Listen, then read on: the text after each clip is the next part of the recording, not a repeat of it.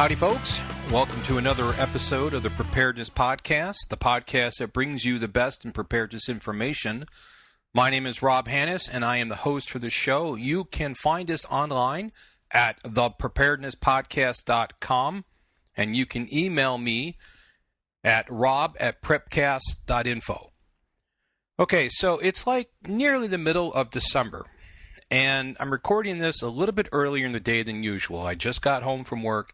The wife and kids are gone, so I've got a very, very quiet house. So I thought I should get a podcast done because it might be easier than trying to do it after the kids go to bed and, as I'm getting tired at the end of the day and stuff, which is usually when I record. So I'm hoping by doing it earlier, I will be able to get done faster because I don't know if you can tell, but I don't always talk straight through.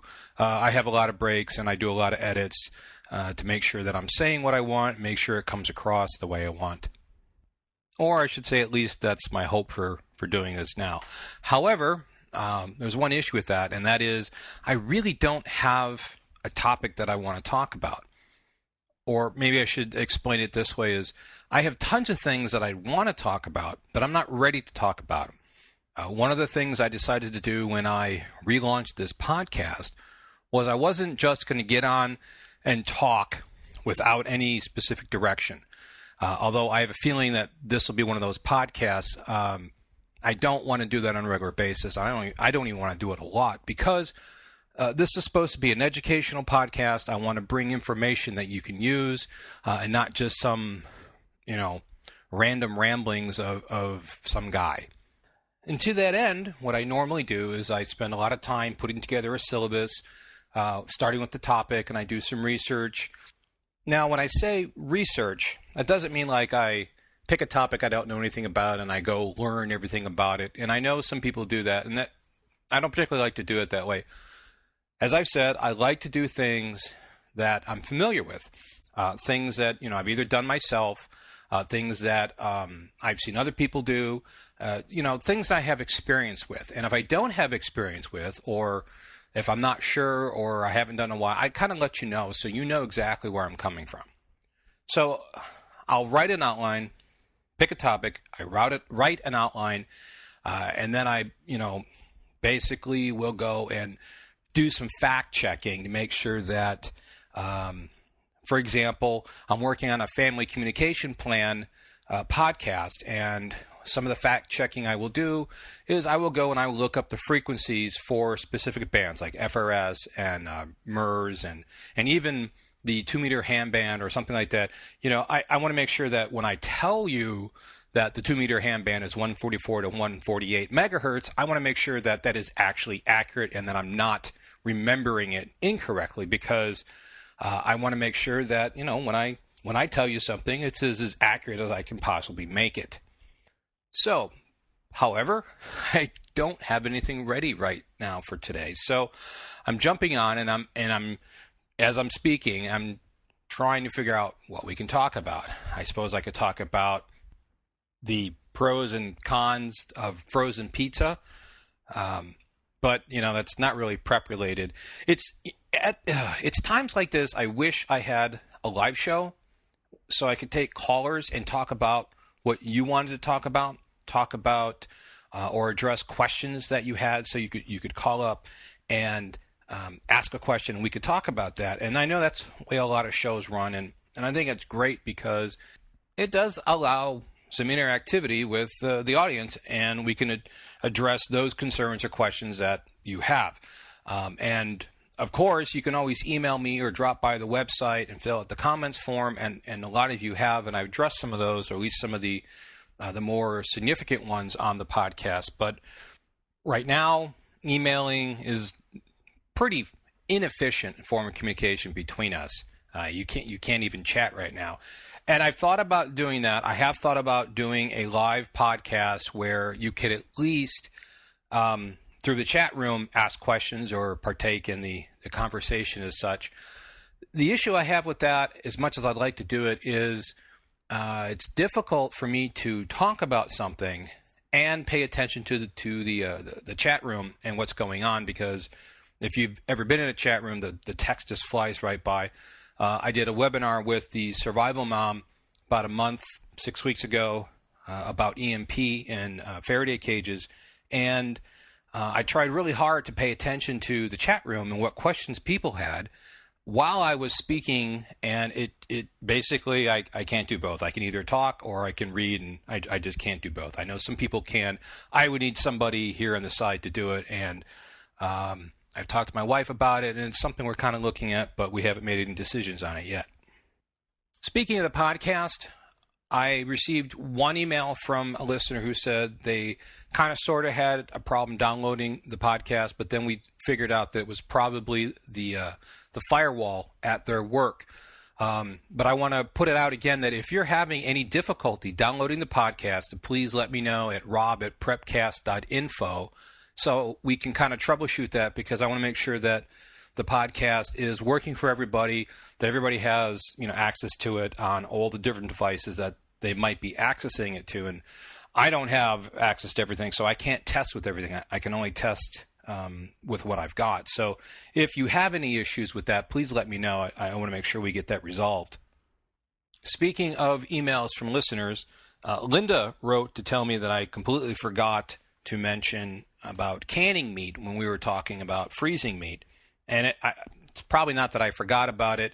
I think I was primarily talking about what to put in your freezer and stock up your freezer. But she's absolutely right. Canning meat is a great way of storing meat because it doesn't require any refrigeration. You don't have to freeze it. You don't have to keep it cold. It stays on your pantry shelf just like canned foods from the grocer. And I think it's a great way of doing it. Now, I have never done it, which is why I don't talk a lot about canning. I talk about the aspect of canning, the principle of canning that you should, and blah, blah, blah. It's something I want to get into. I just don't have the time yet. And I'm actually hoping I'd like to do it soon because I want to find out how I can can some of my wife's soups, can her spaghetti sauce, as well as canning some meat. I think it would be a really great way to be able to put some food by that you've canned yourself, so you know it's high quality stuff or the quality that you picked out, and you don't have to worry about making sure you have electricity because it's shelf stable. And another aspect of canning that this reminded me of is not only can you use the food saver to vacuum can, and that certainly doesn't last as long as real canning, but you can do that with some things like spices and herbs is a good thing. You don't have to do sugar or salt. That is not something you need to vacuum seal, but there are some other things you can do. Candies would last longer. I wouldn't do marshmallows. They kind of expand. It's kind of fun to do with kids, to put some marshmallows in like a mason jar and vacuum seal, and they grow really big, and the kids go ooh ah, and you can kind of teach them a little bit about air pressure and vacuum and stuff like that. But in addition to that type of vacuum canning, which you can put some things on your shelf, you can put some things in your freezer, and it helps extend the shelf life of those items. Another thing you can do with mason jars is you can pre-mix these dried ingredients, dried pasta, spices, freeze-dried chicken, herbs, and stuff like that into these meals. And whether they be like chili or soups or all sorts of stuff. I think they got a bunch of that on the Honeyville website. And I know that I'm pretty sure Pinterest has got a ton of that stuff as well. But there's a lot of places online that you can go find out how to mix these meals together so that you can take your dried food components and put them together, and you've got a meal sitting on the shelf in a can. And I think it's a great way to be able to store some of your food, because you can, instead of looking at all your bulk ingredients, your dried goods and stuff, and wondering, gee, I wonder how many days of food I have here. You can put them in these cans, in these basically kind of like pre-mixed dried meals, and then you can just count the jars and go, oh, well, I know we've got 1, 2, 3, 4, and whatever it is up there. So I think it's a really great way of doing that. Now I've tried some of these. I've received a few as gifts, which is kind of where I was introduced to it, and they range from good to okay, and it really depends on what you put in there. I like my foods a little more savory, a little more spicy than probably most people. So, but you can adjust that to what you like. Try your food, which is a great way to try your food storage. So this is one of the things that I'm looking forward to doing. I'm hoping to do in the second half of the winter after the holidays have died down. But basically, find, say, half a dozen recipes that are using dried goods. Even recipes that you could probably adapt, because they have freeze-dried chicken, they have freeze-dried vegetables, dried ingredients, chicken stock, chicken bouillon, all that stuff that you can get in dried form. You can probably make a very wide assortment, but choose 3, 4, maybe half a dozen recipes that catch your eye. Try making them so you know what you like. If you like it, or once you've tailored it to your taste, then you got that recipe. Then you can put those dried ingredients into either a big mixing pot, mix it up, and then stick it into the jars, or probably easier to use a recipe that is designed for, say, a quart-sized jar. Mix it up, label it, and the way you seal this is you can either put an O2 absorber in there and then put the lid on, and that O2 absorber will suck out all the air. Or you could probably use the food saver and vacuum seal that the same, or both. Actually, it'd probably best if you did both. Because a lot of those powders are dense, and you may not be able to pull all the air out of it with the vacuum sealer. So that's probably what I would do. Is I'd probably put a little O2 absorber in there, and then I would vacuum seal it, and then seal that ring, and then say a week later, I test to make sure that the top of that lid doesn't pop, because that tells you don't have a good seal. But that's a great way to take your food storage and actually actively put it into your pantry. And when you have these jars sitting on your pantry shelf, it's really easy to integrate that into your everyday foods, because especially when you're running late, or you need a quick dinner idea because you're out trimming the tree and putting up lights for Christmas or whatever. You can just grab something, make it, and you've got a good tasting meal, but you didn't have to worry about chopping everything and making it up. It's kind of like instant meals, instant ready to go meals, which I have to say is nearly identical to what buyemergencyfoods.com does. They take freeze-dried and dehydrated ingredients, or like the powder stuff, and they put these meals together, and they seal it for you. Instead of a jar, they seal it in a Mylar bag, a Mylar pouch. It's a really tough pouch. And now I don't know how long, if you were to make your jarred meals themselves, probably 5, maybe up to 10 years, but I would say you could probably get at least 5 years on that, which is pretty good for a homemade meal in a jar, or ready-to-eat meal. But Buy Emergency Foods, their stuff is good up to 25 years. So, I think that is a great way. It's probably the other end of the spectrum. I think it is something that you should have part of your food plan, because you need a wide variety of stuff. You need to have the pantry food. You need to have your bulk food, your bulk grains, your bulk wheats, rice, bulk sugar, bulk salt, all that stuff. You need to have your freezer food, your freezer full of vegetables and meats and stuff. I think if you can get into canning, you should do canning as well. You can can sauces and soups and meat itself, which is, again, a really good way of storing food. You need the freeze-dried and the bulk or dehydrated bulk ingredients. These are like bulk spices, cheese powder, powdered milk, not just rice and wheat and stuff, but freeze-dried vegetables, freeze-dried fruit. These ingredients are what you need to help you make other things, or to help augment your meals. And you need the ready-to-eat meals, whether you do the meals in a jar yourself, or buy something like the Legacy Foods from buyemergencyfoods.com. I think you need all of that, because you need to have a flexible and a widely varied meal plan in your food storage plan, because unless you're the type of person that eats macaroni and cheese for lunch every day, and you have a peanut butter and jelly sandwich with the crust cut off for dinner with a side of chips and an apple for dinner every day, you're probably going to get bored with it. I mean, most people like a wide variety, but, I'm sure you've played that game. If you were stranded on a desert island, what music album would you want to have? What food would you want to have? And what book would you want to have? You could only choose one of each of those categories. I hate those questions because they're not realistic. It doesn't matter whatever you choose. At some point, you're going to get bored with it. You can only listen to Pink Floyd The Wall so many times before you're like, I really want to listen to something else. My favorite food is pizza. You can only have a Chicago stuffed sausage pizza so many times in a row before you're like, you know what? I really like to have some shrimp or some pasta or some steak or something. Same thing with everything. So, and I find that obviously fresh food is good, but when I was in the military, we ate MREs on a regular basis when we were out in the field. They tried to get us hot chow for dinner, but they didn't always do it. I find, or at least I found, that eating the same type of food, even if it was different, also becomes boring because a lot of it has the same texture. MREs have the same texture, a lot of those meals.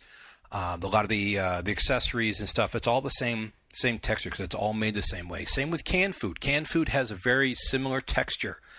So does freeze-dried food, so does dehydrated. And I think that, when you eat the same texture over and over and over again, that too becomes boring. So I think you need to mix it up. And I think that by having a wide variety, you're going to have a greater variety in your meal plan, which is important.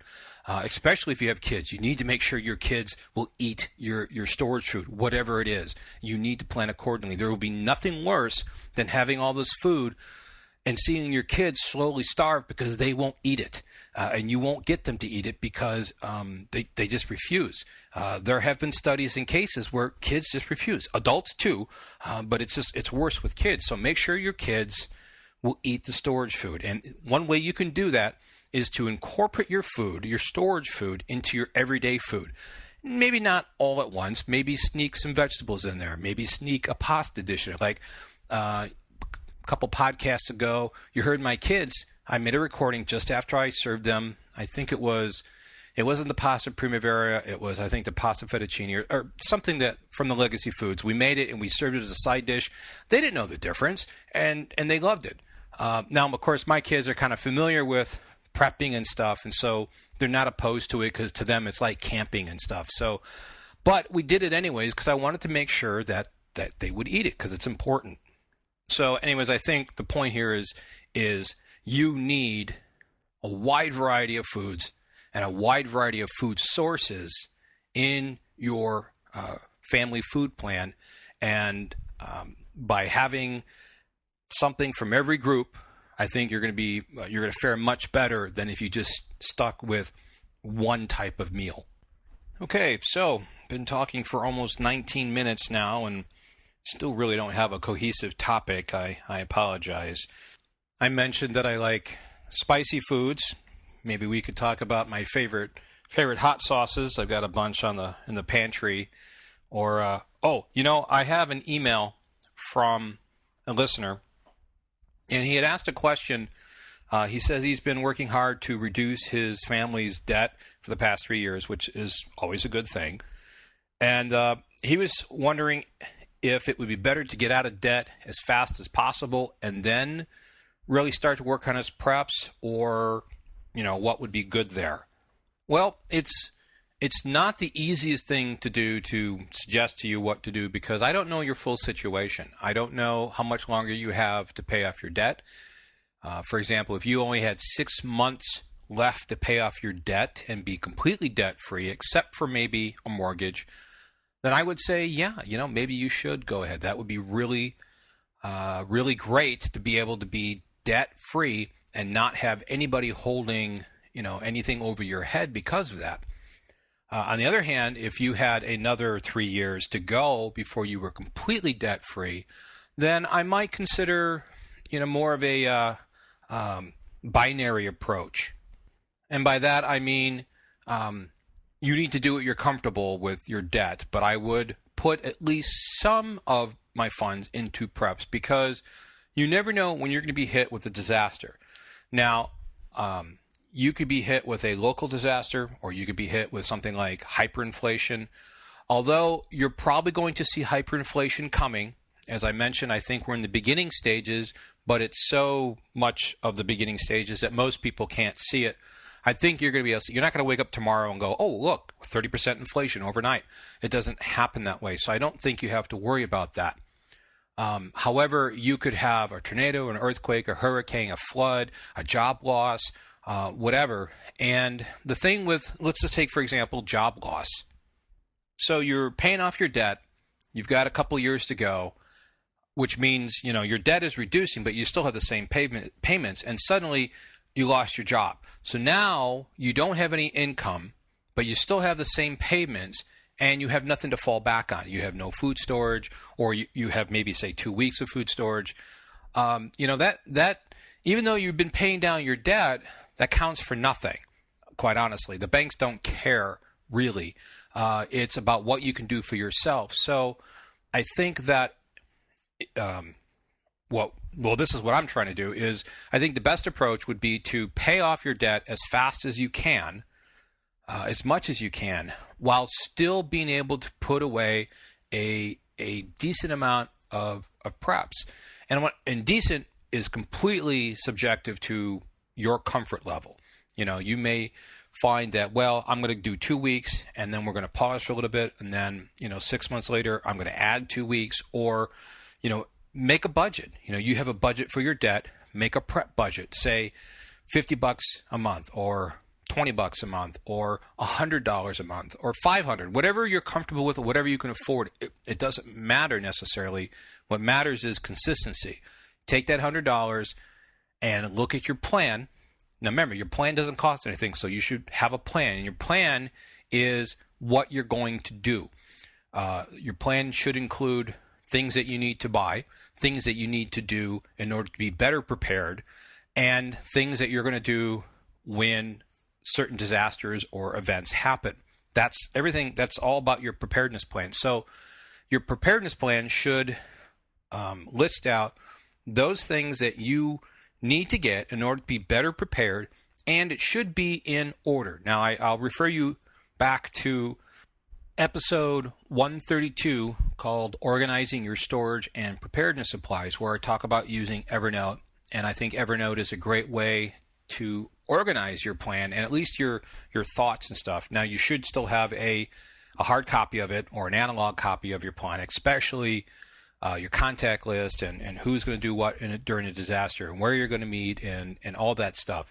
But if you have the capability of running Evernote on your smartphone, then when you're in a position at the store and you see a sale, you're like, oh, I wonder if I need this because it's 30% off and it's a good deal. You can consult your Evernote list and say, I do need it, but I really need something else more important. So I need to save my money and buy what I really need, as opposed to things I don't need as much.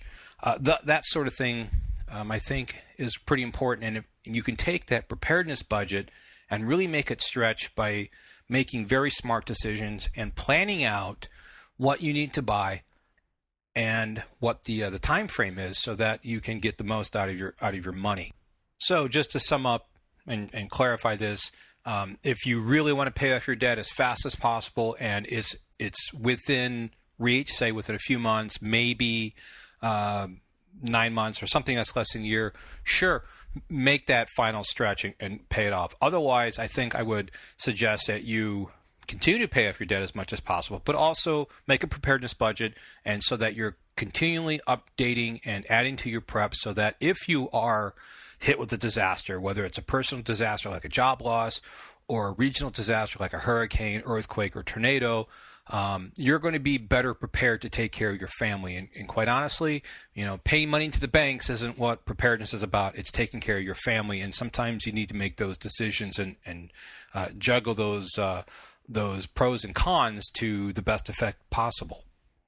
Speaking of getting emails from listeners, I invite you to send me a question. If you have a question about how to do something, or if you want me to address a certain topic on the podcast, or how to do something, I'll do my best to answer it. I know a lot of preppers, and I have a lot of resources out there. So if I don't know, I can always ask them and get a good answer from that. Like, for example, you met Fred here a few podcasts ago.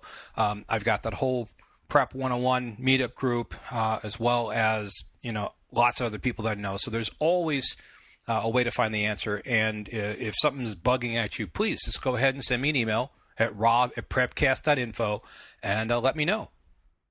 And while you're at the computer typing up an email, you know what? I know I've rambled on this podcast a lot. I know I've hit this podcast basically without a focused topic. I'd be interested in knowing what you thought. Was the rambling too much rambling? And you're like, please stop, don't do this and again. Or if you were like, it wasn't so bad, this is okay. Because a lot of times it's easy for me to have a fuzzy sort of notion of something I like to talk about. And I don't, because again, I like to make sure I have a very concerted effort into what I'm talking about and stuff. But I'd be curious as to what you thought about this particular podcast, because it has deviated from what I've been doing lately. And while you're at the computer, go to the website at thepreparednesspodcast.com. I invite you to fill out the listener survey if you haven't already. If you have, I thank you. I do appreciate the feedback, getting a lot of good feedback on what you like. And surprisingly to me, quite honestly, very, very favorable reviews. And I very much appreciate that. It lets me know that what I'm doing is something that you're finding useful, and that's what I want to keep doing. I also would invite you to sign up for the weekly tips. It's something that I've been putting out every week, and when you sign up, you start at the beginning, and you're going to get all of them. So you're not going to start with this week's newsletter. You're going to start at the beginning and get them all. That way, you get all of them. And speaking of the weekly tips, I've been speaking about putting out a weekly newsletter. And in fact, when you sign up for the tips, it says right there that you're signing up, or you have the option to sign up for both. I want to launch that soon. And I haven't launched it because I haven't really known what I wanted to do for the newsletter. I didn't want to just put out, hey, don't forget to, listen to the podcast or something like that, because you're obviously already doing that. So if you have noticed, by going onto the website recently, like in the last couple days, something I've started to do is I've launched a new type of post called the Prepper News Watch. And it's based on a certain date. So it'd be like Prepper News Watch December 6, 2012, or like today's was December 11th, 2012. And what it is it's a collection of all the news articles that I go through, and things that I find that either general interest, like some space stuff, like, there was something about really high-res space images of the United States at night. There was a topic about Voyager leaving the solar system and actually going out and breaching the barrier to the rest of the universe. So stuff like that is just kind of a general interest, but a lot of economy news, a lot of what I think is prepper-related news, things that I think that preppers should either know about or probably would want to know about. I've been trying to, my goal was to be able to have a comment on every story or every group of stories and put it out there, but I just don't have the time.